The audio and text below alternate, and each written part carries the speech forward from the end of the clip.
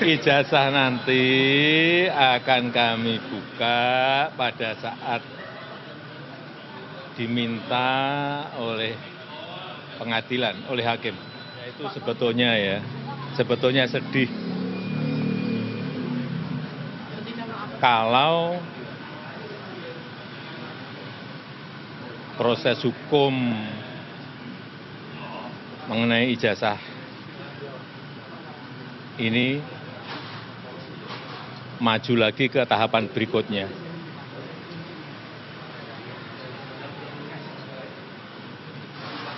Saya kasihan, tapi ya ini kan sudah keterlaluan, jadi Ini kan banyak pihak, terutama Roy Suryo, Dr. Tifa, yang menggaungkan untuk menunjukkan saja ijazah Pak Jokowi selesai perkara ini.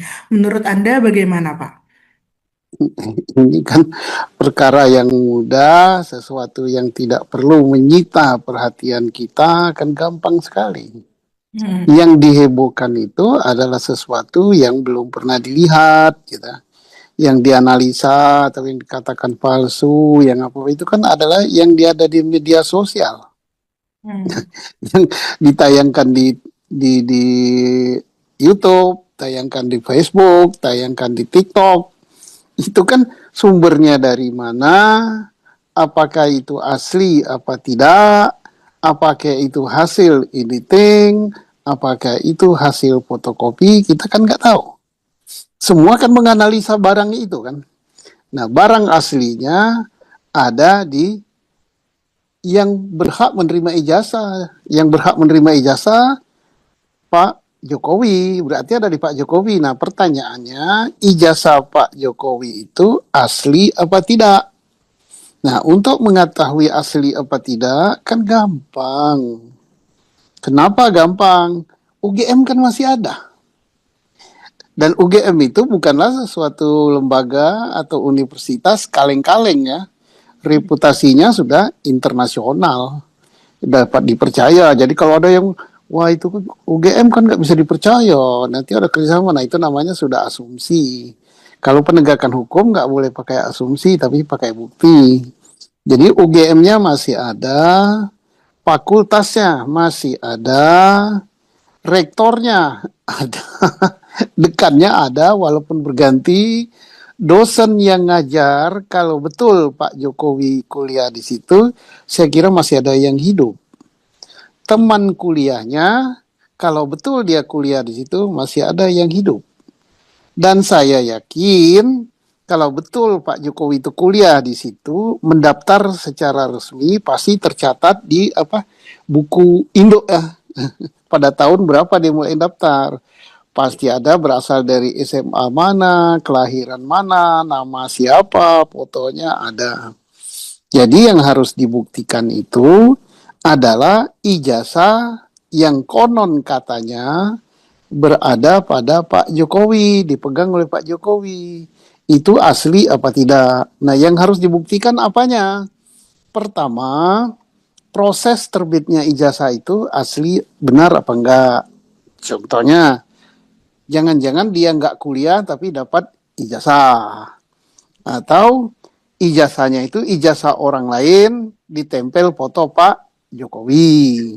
Nah, maka itu palsu. Walaupun ijazahnya asli, tapi bukan untuk Pak Jokowi yang presiden.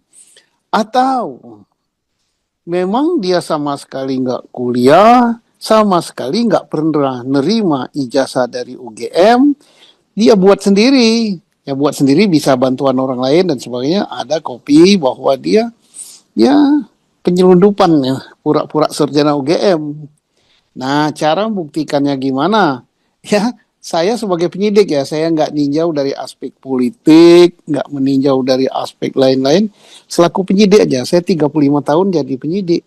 Nggak perlu laboratorium forensik digital. Itu bukan barang digital, itu kan barang manual, kan gampang. Ya, Terus gimana tuh Pak langkah-langkah yang biasanya dilakukan oleh penyidik? Yang dilakukan adalah ada laporan bahwa Jokowi punya ijazah palsu. Oke, Iya. langkah itu diterima, si pelapor diperiksa.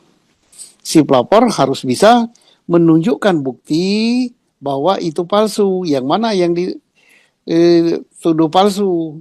Nah, si pelapor diminta kan mana ijazah yang dituduh palsu. Ini Pak.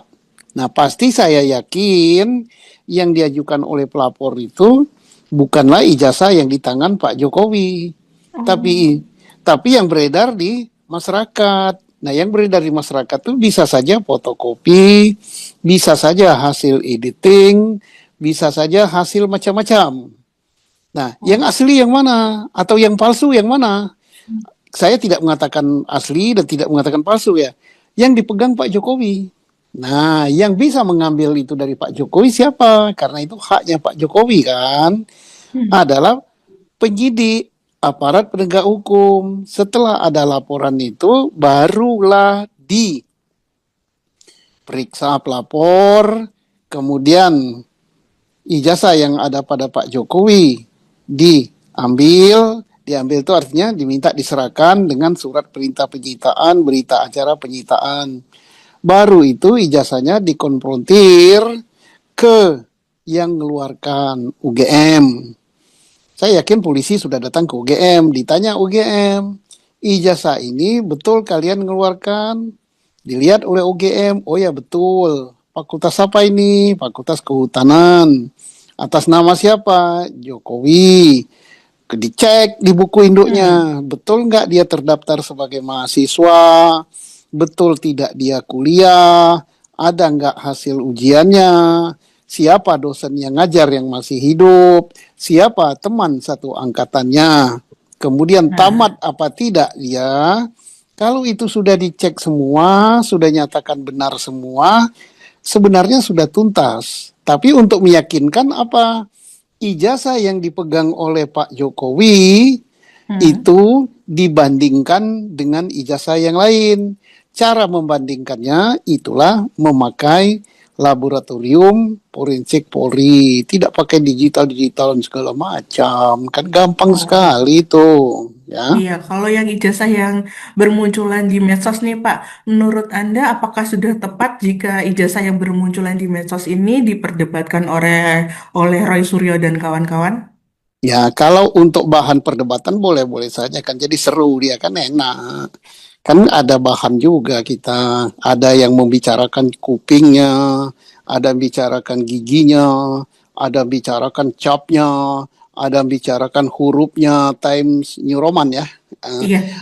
Ada yang bicarakan tanda tangannya. Ya bagus lah, ada 1000 topik pembicaraan. Dilarang apa tidak? Ya tidak, bebas kan. Dan ingat ya, saya bicara ini kapasitas saya sebagai mantan penyidik gitu. Nah, dan saya tidak memihak kepada pelapor, tidak juga memihak pada Pak Jokowi. Mau apa saya dapat dari Pak Jokowi? Dibayar juga kagak, mau dijadiin jabatan apa, mau dijadiin camat juga enggak gitu. Jadi saya objektif gitu. Mau asli atau mau palsu, nggak ada untung ruginya. Tapi saya tinjau dari kacamata penyidik. Nah, siapa yang berwenang mengatakan itu asli apa tidak? Ya, aparat penegak hukum kita. Siapa? Itu wewenangnya ranah penyidik kriminal tindak pidana umum, yaitu oleh Polri. Nah, laboratnya ya laborat Polri, penyidiknya penyidik Polri. Alat buktinya apa? Ya alat buktinya yaitu keterangan dari saksi dari UGM. Siapa saksi UGM? Ya rektorat, ya dari dekan, dosen yang ngajar, teman kuliah, bagian administrasi, dan lain-lain. Termasuk alat bukti saksinya saksi pelapor. Ada berapa orang yang melaporkan itu ya, yang sekarang terangkat namanya Pak Roy Suryo, Pak siapa lagi kan? Ada 4 atau 5 ya. Dokter Tifa juga. Dokter Tifa, ada siapa dan siapa.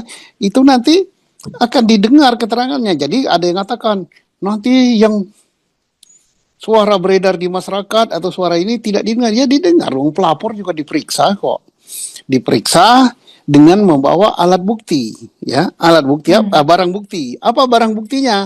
Ya saya nggak tahu. Apakah yang beredar di mana medsos apa enggak? Kalau yang beredar di medsos pasti nanti terbantahkan bahwa itu bukanlah yang dipegang oleh Pak Jokowi, yang diperdebatkan itu kan yang dipegang Pak Jokowi. Nah, timbul pertanyaan publik, kan saya kan ngikuti juga. Hmm. Mestinya Pak Jokowi memperlihatkan kepada publik, ya ngapain? Kan nanti publik tuh banyak gitu, nggak selesai-selesai.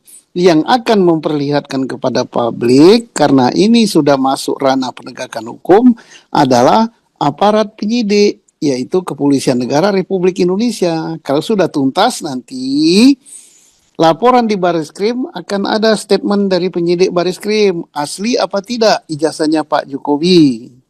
Seandainya asli, ya dilihatkan ini asli gini-gini, maka penyidikan di Baris Krim akan dihentikan karena itu kan terkait dengan palsu apa tidak. Kalau Iya, katanya benar. dihentikan, Hah? penyidik laporan Pak Jokowi di Polda Metro Jaya itu terkait dengan pencemaran nama baik dan apa fitnahnya dan juga apa ITE kan. Iya. Nah, itu jalan karena ijazahnya asli gitu. Loh kalau asli dikatakan tidak asli, dikatakan palsu, dikatakan ini, dikatakan itu kan namanya cemar. Kemudian itu menggunakan medsos. Jadi laporan Pak Jokowi di Polda Metro Jaya jalan. Demikian sebaliknya, kalau misalnya hasil penyidikan oleh Baris Krim terbukti ijazah Pak Jokowi itu palsu gitu. Nah, maka penyidikan di Baris Krim jalan. Siapa tersangkanya? Ya bisa si pemegang ijazah, bisa ditambah lagi siapa yang mengeluarkan ijazah itu, siapa yang membuat dan lain-lain bisa bertambah gitu kan. Dan laporan di Polda Metro terkait pencemaran nama baik dan ITE itu dihentikan karena kan memang memang palsu gitu kan. Iya. Jadi kan begitu. Artinya ini sesuatu yang gampang, tidak perlu dipersulit, mestinya tidak menyita energi kita. Begitu.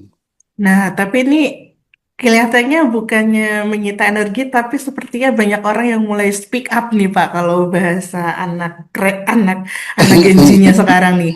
Kan ada muncul juga temannya Pak Jokowi, sebut saja Mustoha Iskandar, ada juga Andi Pramaria yang ngikut sebagai teman yang menyebutkan bahwa mereka tuh teman kuliahnya Pak Jokowi. Menurut Anda kesaksian pengakuan ini cukup kuat atau enggak, Pak? Kalau pengakuannya di ranah publik ya boleh-boleh saja, tapi tidak ada nilai hukumnya ya. Nah, Hmm. begitu pengakuan itu dituangkan dalam berita acara, yang menuangkan adalah penyidik, maka dia mempunyai kekuatan hukum gitu kan. Apalagi itu disampaikan di depan sidang pengadilan gitu. Nah, itu jadi itu namanya satu alat bukti, saksi itu alat bukti. Tapi kalau misalnya sebelum diperiksa oleh penyidik dia sudah bersuara begitu ya boleh-boleh saja, bebas kok. Oh. Heeh. Terus habis gitu di pihaknya Pak Roy Suryo nih, Pak Roy Suryo kan juga bilang tuh sudah kontak dengan ahli dari Amerika, terus Rismond dari Jepang, juga ada Dokter Tifa yang juga sudah mengungkapkan dia dapat nih ahli dari luar negeri. Mereka mengungkapkan siap membantu. Nah, gimana tuh Pak ntar Pak di pengadilannya? Ya, tidak ada gunanya karena laborat kita karena adalah laborat forensik Polri. Penyidik kita adalah penyidik Polri itu yang diakui oleh hukum Indonesia. Nah, kalau misalnya meminta bantuan laborat dan sebagainya itu harus Polri yang minta. Tapi pertanyaannya buat apa? Karena apa? Aparat laborat kita, termasuk aparat penyidik kita, kualitasnya tidak kalah dengan penyidik Amerika, penyidik Jepang, penyidik Prancis. Kita hebat-hebat kok dalam mengungkap perkara. Kasus yang berat saja, kasus teroris. Negara mana yang kasus terorisnya terungkap kayak di Indonesia? Hampir nggak ada kan, hanya Indonesia. Makanya orang belajar penyidikan kasus berat-berat, tindak pidana teroris, kemudian tindak pidana internasional lainnya, itu belajarnya di Indonesia. Di mana? Hmm. Di GSILEK. GSILEK itu di mana tempatnya? Di Semarang, di Akpol. Di situ ada suatu sekolah, sekolah internasional untuk belajar penyidikan kasus-kasus berat berskala internasional. Banyak negara, Amerika aja belajar di situ kok. Jadi kita jangan merendahkan diri gitu. Nah, jadi maaf lagi ya, sekali lagi saya ulangi, saya tidak memihak salah satu dan tidak mengatakan ijazah Pak Jokowi asli, tidak juga mengatakan palsu, tetapi prosesnya begitu. Asli atau palsu, mari kita tunggu hasil penyidikan. Ya, jadi jangan sampai nanti kita begini, nanti wawancara kita ini ditayangkan ke publik, nanti ada aja yang komentar, wah Pak Susno sudah berubah. Sudah, kalau saya kelihatannya mengatakan Pak Jokowi benar, saya menjadi ternaknya Mulyono atau cebong gitu kan. Kalau saya memihak, misalnya seolah-olah saya memihak kepada pelapor, wah Pak Susno sudah begini, sudah miring-miring gitu.